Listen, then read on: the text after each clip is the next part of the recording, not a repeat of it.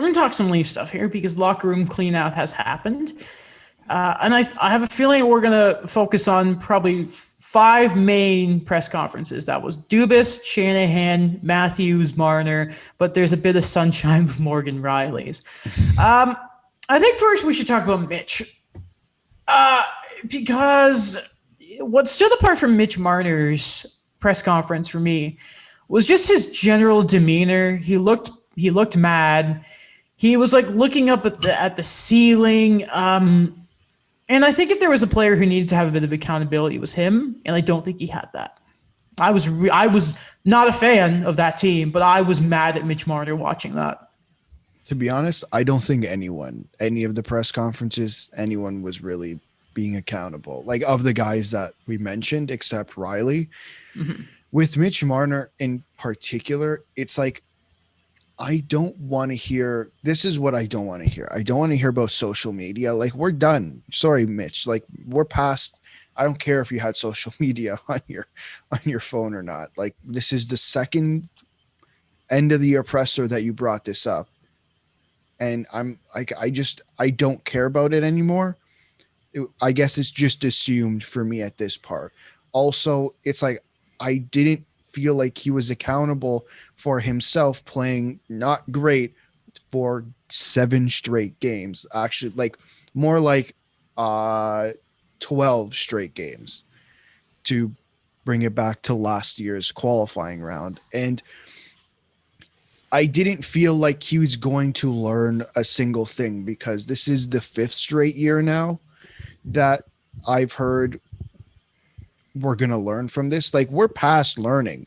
When you sign, and I think I brought this up last episode, I said, we're past the point of learning. When you sign an $11 million contract, there's no learning. There's no, I want to be the guy or I'm going to be the guy. There is, you are going to perform. You are the guy. Like, there's no, we're in this position because they're making that money. Like, that's the reality. Like, you wanted that money. Okay, perform. Like, that's what my thought process here is. Like, I just didn't get anything from them that felt like true accountability. And it felt to me like it was just a repeat of last year's press conference where it's like, well, the chance is this, the chance is that. I don't care. You cannot be unlucky 2 years in a row. I don't care if your shooting percentage was 0, 2%, or 500%. You have to perform. You have to win. Like, you don't come crying and say, I want to be in this city. And then when you don't perform, come up with excuses that don't make sense. What's interesting, I was looking at his playoff numbers his whole career, right? And yeah, it all correlates to, there's no new playoff goal since he signed this big extension. And it doesn't require you to be Albert Einstein to figure out that it's the pressure, really. And I compared him to Johnny Gaudreau, the other podcast. At this point with Mitch Marner, I think this is going to sound terrible to say. The player is great. Like, we know that. I want to ask about the power play stuff because apparently there was some report that he was asked about changing positions. He would work the goal line, and he shot down the question saying that it was a complete lie. And what's weird about all of that is there was no adjustment to the power play until like game 7. There's something not right here. There's something completely not right here. Well, I think that's just that's a byproduct of the entire season, the power play barely working.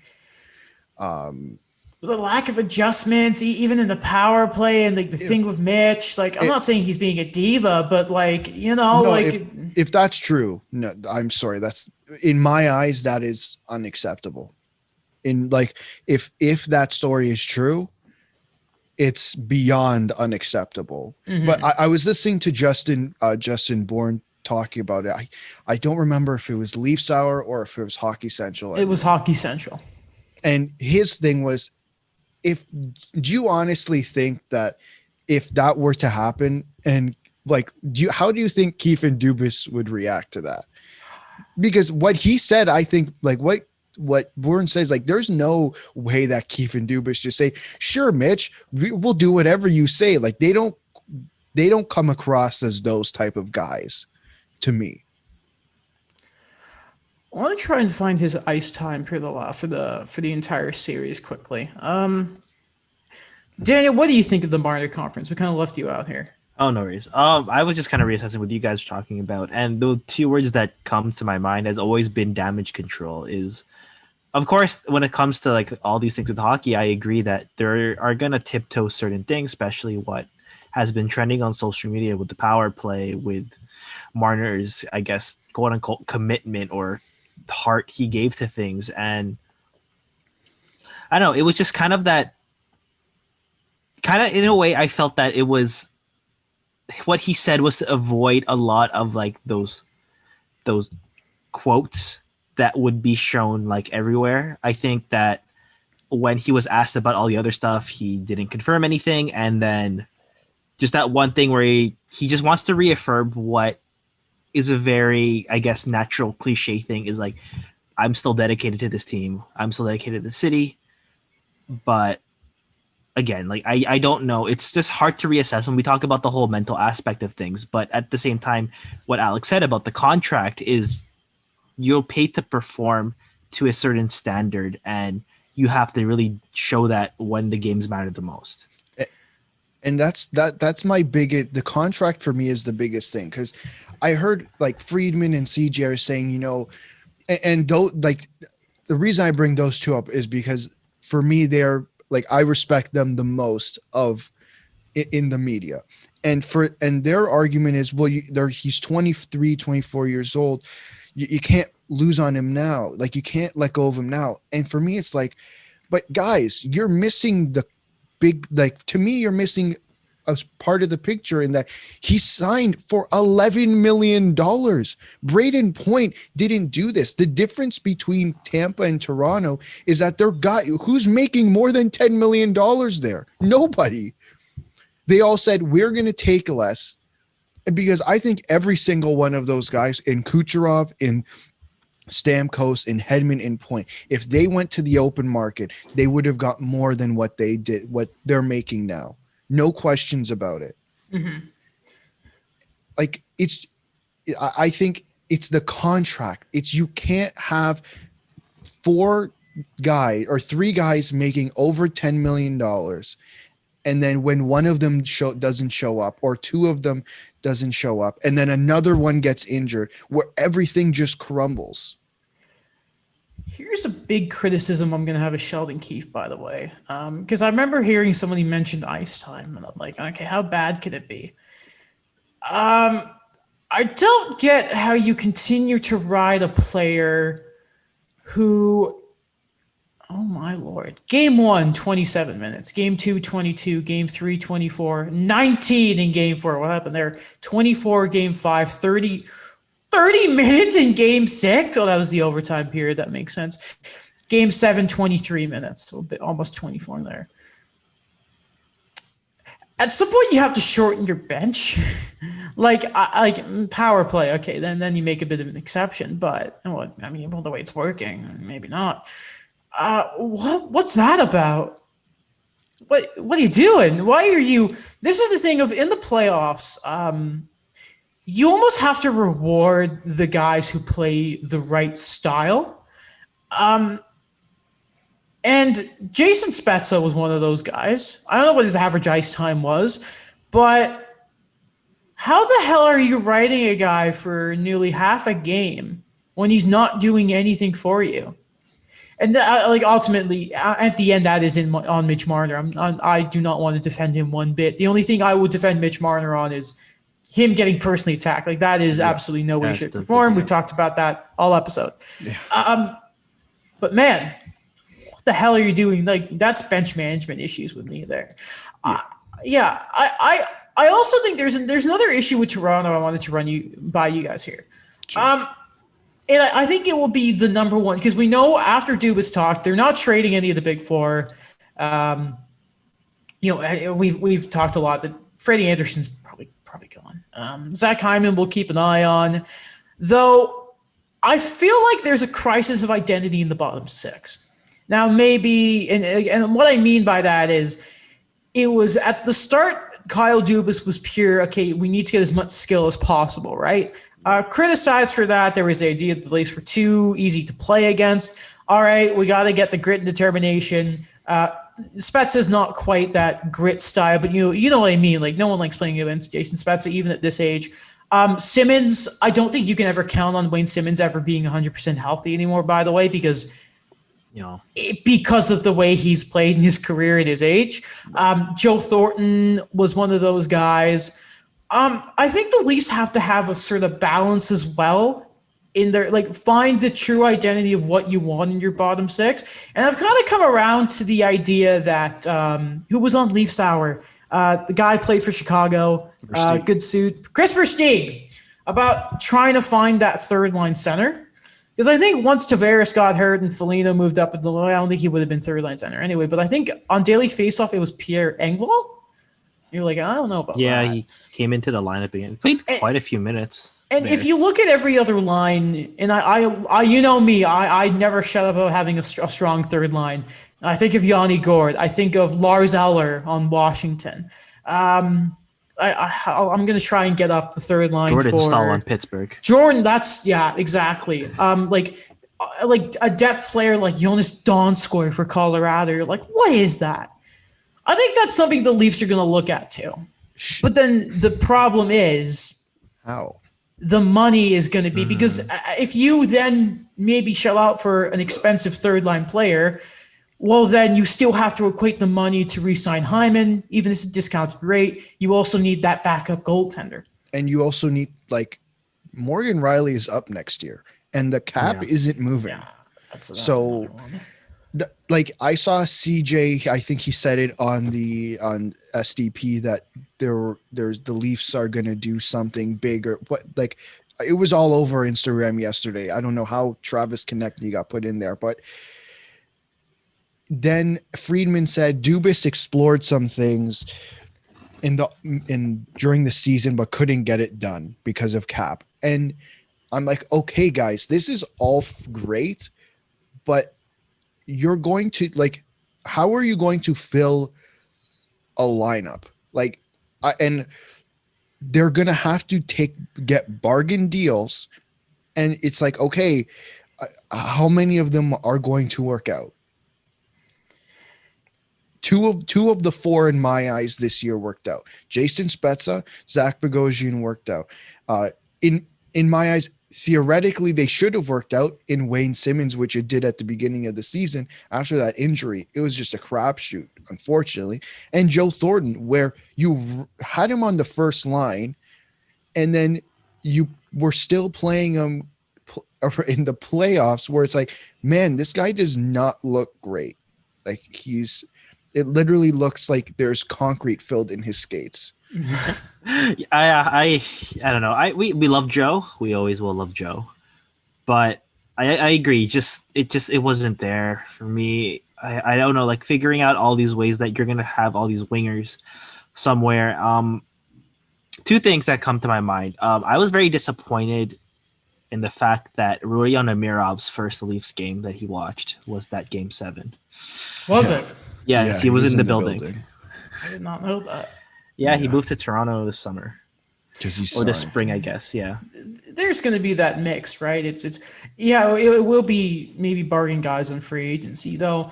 I think you're going to see what Amirov is. You never want to guarantee he'll make the lineup, but then probably another young guy that they're going to definitely try and hope is going to be a lock. Is going to be not Jason, Nick Robertson. I'm hoping for that a lot. Like, I like his potential a lot. We've talked about countless times. Yeah. I just want to see him healthy. I want to see him produce. I think he can be an energy guy that could become like a pretty solid anchor in the bottom six. Like, not to like dissuade the fact that probably he's still going to need some reps with the Marlies, especially the way he's had these injuries. But I have high hopes for him. High hopes that he fits in the cap, like the cap reality of things, and just becomes like that dangerous scorer he could put in the top 9. Plus, you hate to lose the player, but then if Seattle is a reality, and let's be honest, if Seattle have the chance of either getting Travis Dermott or Kerfoot, you probably say it's probably going to be Kerfoot, just because, no offense to Travis Dermott, but I think what makes Travis Dermott so valuable to the Leafs is he's cheap, he's under control, he's just a nice guy. We all like Travis Dermott, and there's value to Kerfoot. And then again, you lose him, but you get some of the cap there. Maybe that'll give you a hand. Plus, I think any number you may think of a free agent is probably a little less because everything is just look at Mikael Granlund. That's a name I wonder if they go back to. Plus, frickin' Chris Johnston teasing on the SDP about this player that he thinks the Leafs are interested in and won't name him. God damn it! It's like Ellie Friedman all over again. Yeah. Anything else on the conferences? Matthews was a funny one because it was just, man, he clearly went to the Lamorello Dubas School of Work in the Media. Yeah. That was amazing to watch. Yeah, I want to talk about the Shanahan one because, again, it was just a repeat of last year in my eyes. His whole thing was killer instinct. Okay, guys, what's killer instinct? Because last year you said toughness, and this year you said killer instinct. And to me, they are just the same thing. The way he's describing it, they are just the same thing. It's just another word for it. How many cups did Brandon Shanahan win? He won 3. 3? Yeah. Okay, and he was on Detroit for most of that, right? Yeah, all of them were Detroit. All of them. Oh, yeah, no. He played a bit in New York. Okay. Because New Jersey, because remember, New Jersey lost him in exchange for Scott Stevens. Yeah, the offer sheet. No, because I'm just thinking, I'm like, okay, who are his teammates for those cup ones? And I'm like, okay, Detroit's. You're like, oh, okay, all right. So Lidstrom, Yzerman. Okay, great. Okay, never mind. So Luke Robitaille. Don't you dare tell me. Remember when Shanahan was like, yeah, everyone's going to take less? I was like, shut up. You played for Detroit before the salary cap. Get out of here, you rookie loser. Pavel Datsyuk he won a cup with. Yeah. God, I hate Detroit. Shanahan was Shanahan's a weird dude. I always forget that he's around. The old Shanahan, good old Brandon. It's so weird to just see because I always get that clip of him telling David Backes to F off, and then it's oh, now he's a mild-mannered businessman. I don't want to ask if the Leafs lose in the first round next year because that's just too easy a narrative, but you think he regrets anything, Brandon Shanahan, about the Shanahan plan itself so far? You think there are any regrets about the way the Leafs have built this team right now, beside the cap? Because whatever, they the pandemic ruined all that. We can't foresee that happening. Clearly not. That is true. Yeah. Well, in my eyes, he didn't really say anything. I didn't expect much to come out of it to begin with. That's why I'm not I'm upset, but I've talked to people who are much more upset than I am. But again, this is an organization. There's multiple in the NHL who run this way where nothing comes out. Exactly. It's Toronto, Montreal, and the Islanders. I don't hear a single thing come out of either of those organizations. I have a personal story about the Shanahan plan. Let's hear it. So I actually was in Hong Kong when they traded Phil Kessel. This was the middle of the night there. Yeah. And funny thing, when I was in Asia, a lot of the social media was blocked. So I had to rely on my sisters to tell me what the 2015 draft, who was being selected. And that's the first time I'm what the heck was Boston doing? Because the first thing I'm they traded Dougie Hamilton.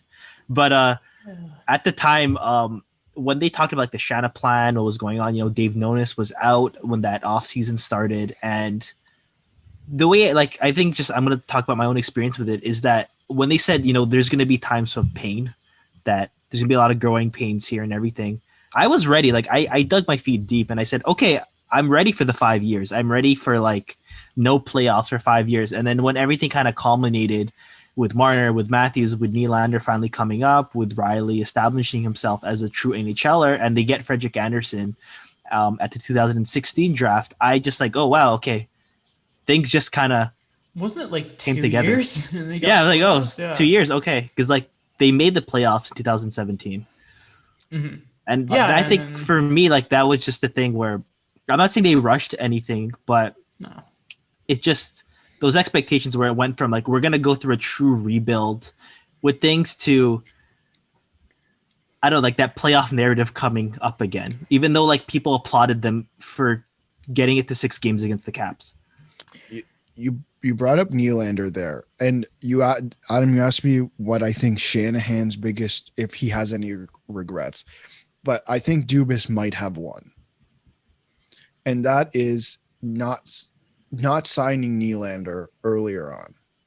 I think a lot of the narrative is, well, he should have let him sit. He should have let him sit. But Nylander was willing to take that number before training camp. Yeah, wasn't it like they had like it was around the draft apparently, like that kind of deal was formulated, and it was like, No, because he talked to him after the draft. oh, okay. Yeah. The whole thing was Dubas was preparing for to present or whatever to Tavares, and then left it too late with Nylander. But I think Dubas's biggest regret, if I had to take a guess, was not signing Nylander earlier, because I think that changes quite a bit. It changes how the fans perceive William Nylander a little bit, at least. And it also doesn't look like he capitulated at 5 minutes before the deadline.